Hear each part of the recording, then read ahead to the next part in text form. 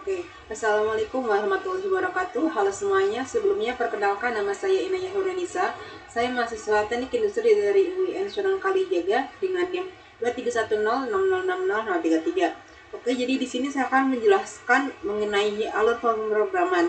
Oke, jadi di sini kita sudah membuat program untuk reservasi restoran. Jadi ceritanya itu sebuah restoran besar yang mana dia tuh harus mengadakan reservasi terlebih dahulu. Oke.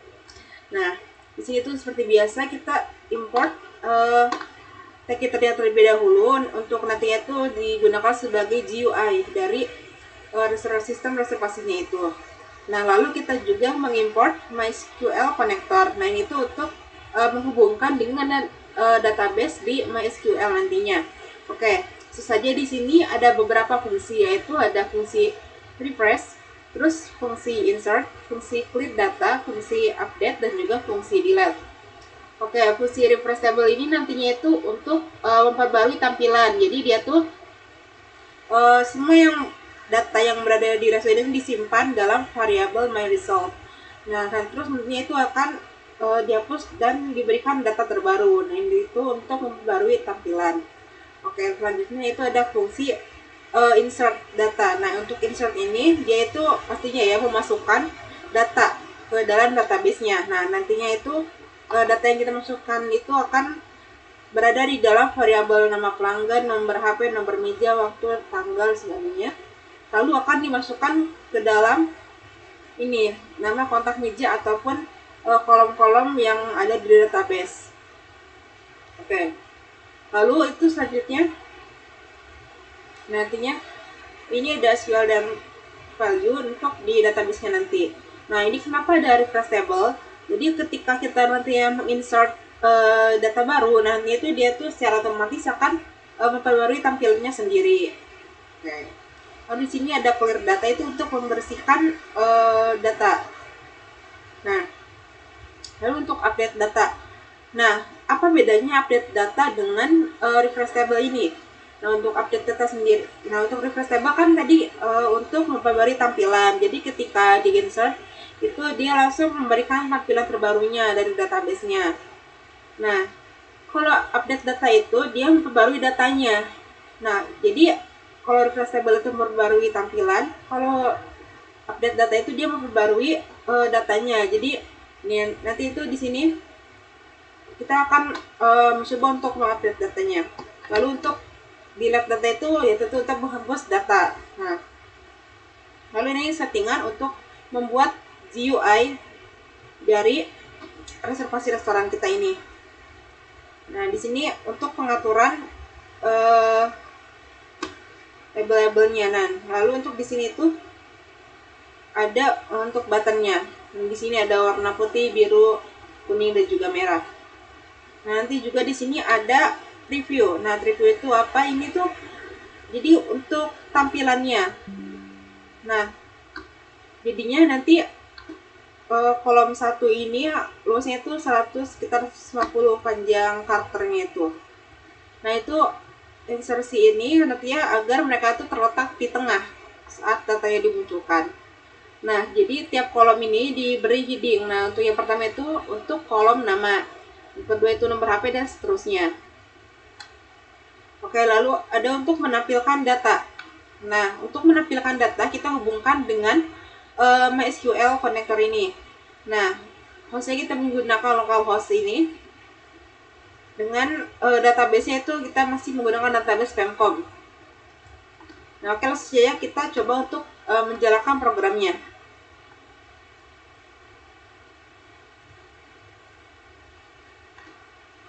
Nah, di sini sebelumnya sudah ada beberapa nama ya, seperti Inaya, N, dan sebagainya. Nah, kita misalkan ingin menginsert data baru. Misalkan nama ada pengunjung baru namanya siapa, Lily. Nah, Lily ini masukkan nomor HP-nya.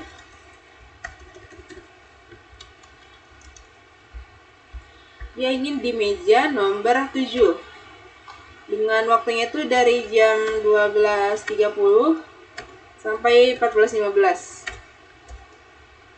Untuk tanggalnya Lili itu ingin di bulan Desember. Nah, untuk tanggal ini itu format itu jadi mengikuti format tahun, bulan, dan juga tanggal. Nah, untuk tahunnya kita masukkan dulu ingin tahun berapa, itu 2024. Untuk bulannya itu bisa bulan Desember di tanggal 12. Nah, oke. So, kita insert. Nah, jadi langsung baru tampilannya. Nah, untuk update-nya itu seperti apa? Misalkan kita ingin Lili itu tiba-tiba mengubah tanggal reservasi restorannya yang tadinya tanggal 12 Desember menjadi tanggal 25 Desember.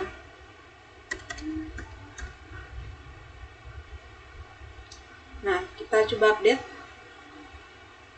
Nah, ini sudah berubah. Mungkin tidak terlalu terlihat ya perubahannya.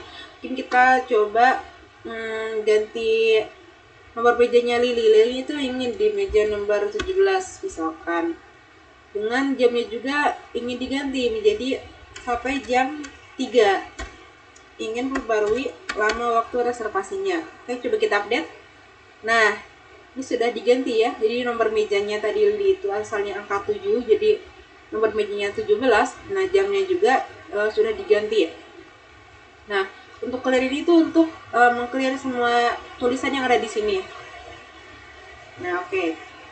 Jadi update itu untuk memperbarui data yang sudah ada di database-nya. Seperti misalkan kita ingin memperbarui data Dino. Nah, langsung saja atas nama Dino ingin memperbarui di untuk mejanya masih sama, Dino ingin di meja nomor 13, cuma Dino ingin memajukan jam menjadi jam 7 sampai jam 21 atau jam 9 malam. Nah, untuk tanggal sendiri Dino ini masih menggunakan tanggal yang sama, itu tanggal 31 Desember. Masukkan tahun terlebih dahulu ya. Langsung kita update. Nah, sudah berubah di jam dan juga tanggalnya ini.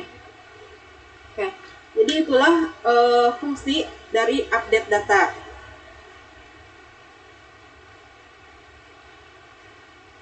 Oke, ini juga tadi preview itu. Nah, jadi preview itu untuk menampilkan ini kolom, ada kolom 1, kolom 2, kolom 3, kolom 4, kolom 5 ini ya. Dengan headingnya tuh ini. Nah, terus diletakkan di tengah seperti ini. Nah, oke. Coba mungkin kita akan melihat bagaimana database kita. Oke, database belum diperbarui. Nah, ini database-nya sudah diperbarui. Coba kita ubah sekali lagi Inayah ini, kita ubah jadi mejanya itu misalkan kita ubah nomor meja saja.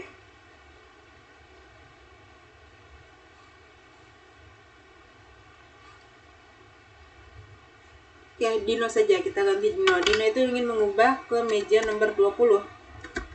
Nah, yang asalnya tadi di database Dino itu meja nomor 13. Nah, setelah kita update, sudah di meja 20. Coba kita lihat database-nya. Oke, kita refresh dulu. Nah, Dino ini sudah update jadi meja nomor 20. Jadi begitu ya fungsi dari update itu, untuk memperbarui data yang ada. Jadi kita menggunakan itu atas namanya siapa, dengan update apa saja. Nah, tapi tadi di fungsi update ini kita tidak memasukkan nomor kontak, karena biasanya itu nomor kontak itu sama. Biasanya reservasi itu diganti itu mungkin nomor meja atau waktunya saja, makanya kita tidak perlu memasukkan nomor kontak dari pelanggan. Nah, ini nama pelanggan itu untuk jadi kunci atas nama siapa tadi. Oke, mungkin cukup sekian penjelasan dari saya, kurang lebihnya mohon maaf. Wassalamualaikum warahmatullahi wabarakatuh.